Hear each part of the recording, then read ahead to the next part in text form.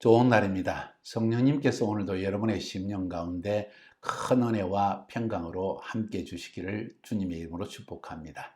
오늘은 가정세미나 제5과 두 번째 시간으로 넘어가기를 원합니다. 지난 시간에 우리는 우리 가정에 일어나는 갈등의 모습을 실제적으로 보자고 그랬습니다. 갈등의 모습보다는 우리 가정이 어떤 모습을 지니고 있는가? 친구 관계인가? 원수 관계인가? 사랑하지만은 좋아하진 않는다는 표현을 어떻게 생각하는가? 이런 표현을 쓰면서 우리 가정의 모습을 인식하는 것이 중요하다는 말씀을 드렸습니다. 오늘은 두 번째 시간인데 이 갈등의 해결을 위해서 먼저 알아야 될 것은 갈등이 어디에서 오는가? 갈등의 원인의 문제를 아는 것이 굉장히 중요합니다. 이 갈등의 원인은 한 세 가지가 된다는 것을 먼저 말씀드리고 오늘 성경 본문 하나 읽어봅시다. 야고보서 3장 14절부터 16절까지에 보면 이렇게 적혀 있습니다. 그러나 너희 마음속에 독한 시기와 다툼이 있으면 자랑하지 말라. 마음의 문제이다. 진리를 거스려 거짓하지 말라. 이러한 지혜는 위로부터 내려온 것이 아니요 세상적이요 정욕적이요 마귀적이니 시기와 다툼이 있는 곳에는 마음의 시기와 다툼이 있으면 요란과 모든 악한 일이 있음이니라. 스트레스가 쌓이고 그리고 뭐가 일어난다? 갈등이 일어난다. 그래서 오늘 갈등의 원인을 아는 것이 갈등을 해결하는 것보다 더 중요한 문제입니다.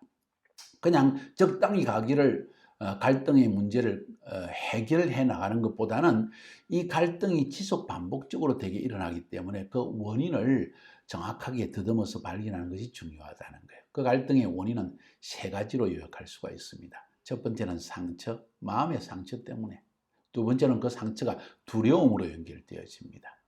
세 번째는 그 두려움이 오래 가다 보면 내 마음속에 인생에 대한 좌절, 상대방에 대한 좌절이 일어납니다. 자, 이 세 가지, 상처, 두려움, 좌절, 이것은 단계적인 발전 과정이라고 볼 수 있습니다. 갈등의 심화 단계라고도 말할 수가 있습니다. 그래서 이 갈등의 원인을 우리가 잘 분석해내면 갈등의 해결은 훨씬 더 쉽게 되지 않겠는가 하는 생각을 해봅니다. 사실 이 부부간의 갈등이라는 문제는 한 가지의 일 때문에 일어나는 것만은 아닙니다. 대개 보면은 부부 안에서 각 사람들에게 있는 말, 행동의 습관, 지속적이고 반복적인 뭔가 내 마음에 바드를 주는, 스트레스를 주는 일 때문에 결국은 갈등의 상황이 벌어진다는 것입니다. 그렇기 때문에 갈등의 원인을 아는 것이 굉장히 중요합니다. 첫 번째는 상처의 부분으로 넘어갑시다. 오늘 야고보서 3장 14절 16절에서도 이야기한 것처럼 우리 마음속에 독한 시기와 다툼이 있으면 요란과 악한 일이 일어난다. 그리고 그 모든 것은 마귀가 주는 것이다 할 때 마음의 문제를 다루고 있습니다. 다른 말로 표현하면 마음의 상처가 있으면 갈등의 상황이 시작되어진다. 기억하세요. 아내의 마음속에, 남편의 마음속에, 부모님의 마음속에, 자녀들의 마음속에 상처를 받게 되면 상처 입은 마음은 항상 갈등이라는 문제를 만들어내게 되어 있습니다. 상처 때문에 피가 나고 상처 때문에 아프기 때문에 거기에 대한 문제가 일어나기 시작한다는 거예요. 마음의 상처. 여러분은 마음의 상처가 없습니까? 여러분의 아내는, 여러분의 남편은, 여러분의 자녀들은, 여러분의 부모님들은 마음의 상처가 없다고 생각하나요? 교만한 마음이에요. 모두에게 상처가 있습니다. 누구에게나 상처가 있습니다. 왜냐하면 우리의 삶의 상황을 통해서 각 사람은 다 상처를 받으며 살아갑니다.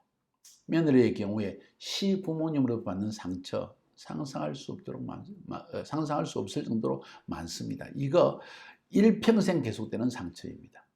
남편 혹은 아내에게서 받는 상처 물론 있습니다. 사람은 죄인이기 때문입니다. 혹은 부부가 함께 살아가면서 성적으로 일방적으로 이용당하는 느낌을 받는 그런 상처도 있을 수가 있습니다. 어떤 사람은 아무리 열심히 일을 해도 열심히 뛰어도 제대로 먹고 살기도 힘든 것 때문에 가난으로 인한 마음의 상처가 내 마음 깊이 쌓일 수도 있습니다. 여러 가지 상처가 일어날 수 있습니다. 다 마음에서 일어나는 것입니다. 이 마음의 상처가 생기면 반드시 갈등의 상황이 벌어집니다. 그런데 또 성경에 보면 이런 상당히 의외적인 이런 표현을 성경은 하고 있습니다. 상처의 원인이 교만한 마음 때문이라는 거예요. 나 교만하지 않는데 너무 가난하고 힘들어서, 나 교만하지 않는데 시어머니가 자꾸 그래서, 내 교만하지 않는데 내 남편 때문에, 내 아내 때문에, 이렇게 말하기가 쉬운데 한번 자세히 들여다보면 내 마음이 겸손하면 시어머니가 뭐라고 하든, 내 마음이 겸손하면 아무리 가난한 가운데서도 주님을 인정하고 믿는 믿음 가운데서 이겨낼 수 있는 것이에요. 그렇게 본다면 우리 마음속에 상처가 있다는 것 자체는 내 안에 자존감으로 말미암는 교만이 결국 내 마음에 상처를 만들어내는 것이 아닌가 하는 생각도 하게 되어집니다. 잠언서 13장 10절에 보면 성경은 이렇게 말합니다. 교만은 다툼을 일으킬 뿐이다. 반드시 교만한 사람 때문에 갈등의 상황은 벌어집니다. 그런데 한 사람의 교만 때문이 아니고 모든 사람의 교만 때문이라는 것이 문제입니다. 남편도 아내도 자녀도 부모도 할아버지도 할머니도 다 교만한 거예요. 자기 자존심만을 지킵니다. 자기 말만을 합니다. 남의 말을 듣지 않습니다. 그래서 사실은 시어머니한테만 상처를 받는 게 아니라 며느리도 시어머니에게 상처를 준다. 이거 아시나요? 그래서 영원한 고부간의 갈등이 망국적인 프로그램이 일어나는 거예요. 이해가 되시죠? 그래서 교만한 마음 때문에 상처가 생길 수 있다는 것을 한번 인식합시다. 하나님은 그래서 이 교만한 마음을 온유한 마음으로 만들어 주기를 원하십니다. 그래서 연단이 찾아오는 거예요. 우리 앞부분에서도 말씀드린 것처럼, 아니 어쩌면 제가 온전한 회복의 복음에서 제 5가에서 그런 말씀을 드린 것 같아요. 혼의 반발의 이야기를 하면서 우리의 영혼이 하나님을 만나기 전에는 계속 육신의 욕망을 따라, 내 이기적인 욕망을 따라 사는데 익숙해져 있어가지고 계속적으로 내 교만한 혼이 하나님을 대적하는 거예요. 하나님 말씀을 듣지 않는 거예요. 교만한 마음입니다. 그래서 그 마음을 하나님은 광야의 훈련을 통해서 겸손한 마음으로 바꿔주신다. 40년 동안 왕자였던 모세, 애굽의 왕궁에 살았던 모세를 하나님이 미디안 광야에 쫓아내가지고 40년 동안 방황하게 하시는 거예요. 아무것도 안 하게 하시는 거예요. 별 볼 일 없는 사람이 되게 하는 겁니다. 남자에게 있는 가장 중요한 추구하는 것이 나는 뭔가 된 사람이 됐다 하는 그런 느낌이 들 때 만족감을 느끼는데, 완전히 왕자의 신세에서 이름도 없는 목동, 아무도 찾아오지 않는 목동, 아무 일도 할 일이 없는 목동이 되어버린 거예요. 생각해 보세요. 그 세월을 40년을 보냈다고. 왜 하나님이 그렇게 하실까요? 좀 교만한 마음 버리고 겸손하라는 거예요. 이 겸손의 훈련을 받고 난 뒤에 모세는 40년이 지나고 나서 성경의 표현의 민수기에 보면은 세상에서 가장 온유한 사람이 되었다 하는 표현을 쓰고 있습니다. 광야를 통해서 깨닫게 하시는 거예요. 나는 죄인이구나. 하나님이 세상을 다스리시는구나. 하나님 앞에 겸손해야 되겠다. 이 마음이 든다는 거예요.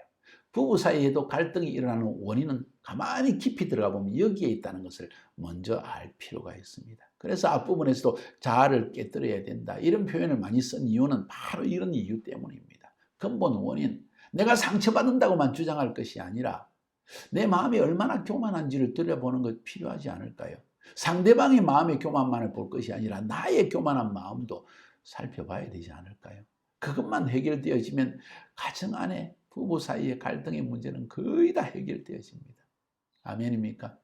두 번째 부분, 이 상처가 깊어지게 될 때 마음속에 자기도 모르게 두려움이 점점 생기게 됩니다. 그리고 서로 간에 두려워하게 됩니다. 왜? 서로 간에 이런 상처를 받게 되니까 또 상처를 받을까 하는 두려움과 더불어 이 상처로 인해서 점점 사이가 멀어지는 것으로 인한 두려움, 다양한 두려움이 있습니다.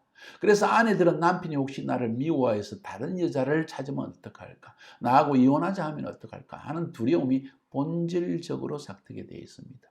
더욱이 하와는 범죄한 다음에 남자를 평생 사모하게 될 것이다. 얻지도 못하는 사랑을 추구하는 존재가 될 것이다 하는 표현을 성경은 쓰고 있거든요. 그러니까 얼마나 두렵겠어요.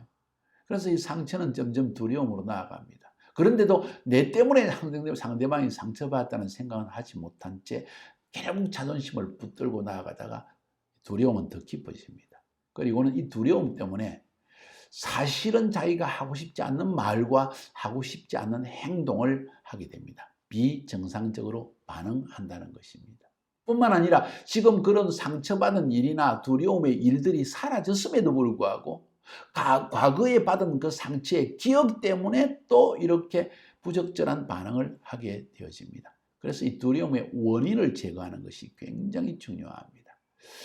사랑하는 여러분들, 특별히 부부 생활에서 아내의 두려움의 원인이 뭔지, 남편의 두려움의 원인이 뭔지 한번 돌아보는 것이 필요합니다.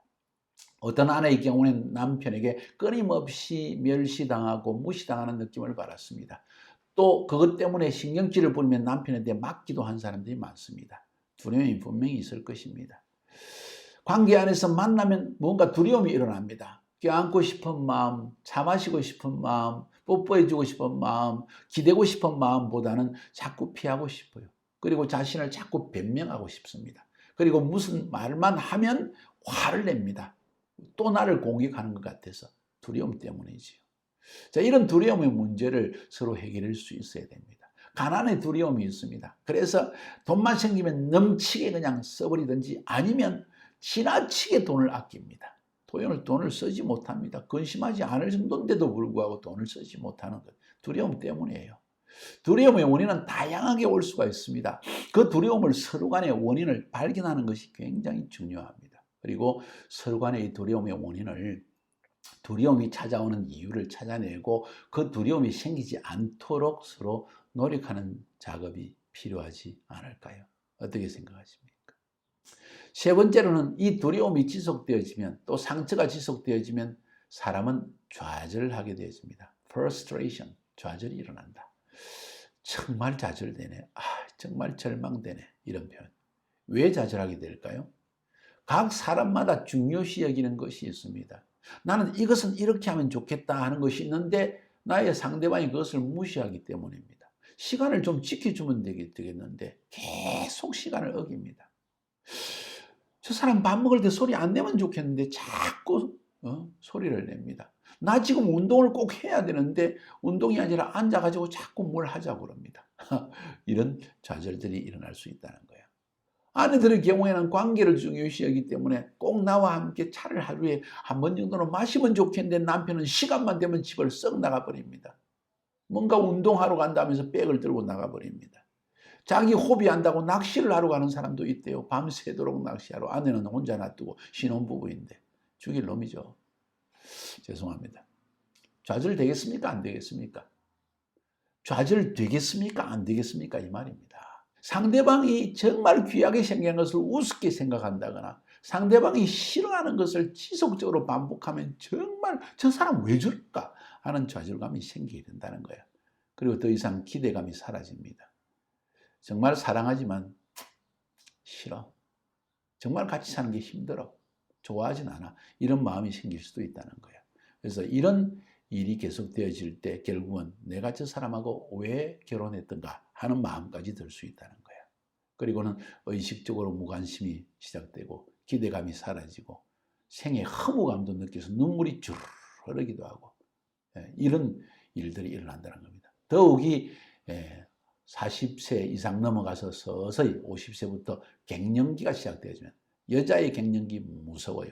남자의 갱년기도 무섭습니다. 자살까지 갑니다. 이게 통계예요. 자, 까닭없는 눈물이 주르륵 흐를 수 있습니다. 왜 그럴까요?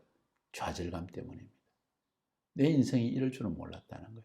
내가 결혼할 때 그런 마음 가진 적이 없었다는 거예요. 그런데 이런 좌절감이 일어납니다. 어떻게 해야 될까요? 알려고 해야 됩니다. 왜 저 사람이 저렇게 깊이 좌절했을까? 늦기 전에 알아야 됩니다. 그리고 도우려고 해야 됩니다. 그걸 가르치려고 하고 또 해결책만 달랑 주려고 해서는 안 됩니다. 이해하고 듣고 위로하고 동감하는 데까지 나아가야 됩니다. 굉장히 중요합니다. 이런 부부간의 갈등의 근본 원인들을 우리가 아는 것이 중요합니다. 그러면서 몇 가지 제가 한번 더 말씀드리고 싶은 것은 위에서 언급한 상처나 두려움과 이런 좌절감은 이런 부부의 갈등, 다툼의 원인이 된다는 것을 꼭 기억할 필요가 있고 그런데도 이런 상처와 두려움과 좌절감을 만들어내는 뿌리가 되는 것이 있다 하는 것을 알 필요가 있습니다. 그게 뭘까요? 나의 습관입니다. 내 성격입니다. 내 기질입니다. 저는 좀 급한 성격이 있습니다. 그것 때문에 아내가 많이 힘들어하는 경우가 있습니다. 거의 대부분의 갈등의 원인, 아내가 스트레스를 받는 원인은 저의 급한 성격, 급한 말 때문에 나온 것을 저는 알게 되었습니다. 그렇게 안 보이죠? 네. 남들에게는 안 그러니까요. 이런 것이 문제입니다. 그래서 그런데 이 상대방의 성격과 기질을 인정하지 않고 막 바꾸려고 노력하는 경우가 많습니다. 그럴 경우에 부딪힘이 일어납니다. 이것이 큰 문제가 일어납니다. 대부분의 경우에 대부분의 부부 사이에 이것 때문에 갈등이 심화된다는 이야기를 제가 많이 들었습니다. 여러분은 어떻습니까? 뿐만 아니라 여성들의 경우에 들은 이야기는 내 남편이 나를 너무 무시한다고 느낀다는 거예요. 남편에게 물어보니까 남편은 무시한 적 한 번도, 어떻게 무시해, 남들 앞에서. 또 단둘이 있을 때 어떻게 무시해, 사람을. 이렇게 말한다는 거예요. 그런데 말과 행동 속에서 아내를 무시하는 것을 너무 많이 느꼈다는 거예요. 요즘 들어서는 부쩍 여자들이, 아내들이 남편을 무시하는 말과 행동을 많이 한다는 거예요. 저 집 남편 좀 봐. 당신은 지 꼬레비 같은 월급 받아오면서. 이런 표현들. 저 남자는 저렇게 되는 당신은 왜 그렇게 못해? 무시한다는 거죠. 이런 말들의 표현들이 반복되어질 때, 습관화되어질 때, 이것은 반드시 절망과 좌절을 만들어내고 결국 스트레스를 받아지고, 스트레스를 받은 사람은 결국 핑퐁 게임처럼 갈등의 상황 속에 들어간다. 자, 이제 이 갈등으로 인해서 다툼과 분쟁과 갈등이 일어날 때 일어나는 반응들에 대해서 다음 시간에 알아봅시다. 이 반응을 또 알아야 됩니다. 그리고 그 반응에 적절히 대처하는 법을 알아야 할 것입니다. 재미있죠? 갈등 문제 너무 심각합니다. 오늘 시간에는 갈등의 주요 원인을 살펴보았습니다. 우리 서로 부부끼리 혹은 옆에 있는 사람끼리 갈등의 원인이 뭔가, 우리 가정에 일어나는 갈등의 원인은 무엇인가 한번 토론해 보시죠. 그런데 저 사람 때문이라고 계속 상대방의 이야기를 하지 마세요. 나에게 있는 문제점을 이야기해 보면 좋겠습니다. 승리하시기를 주님의 이름으로 축복합니다.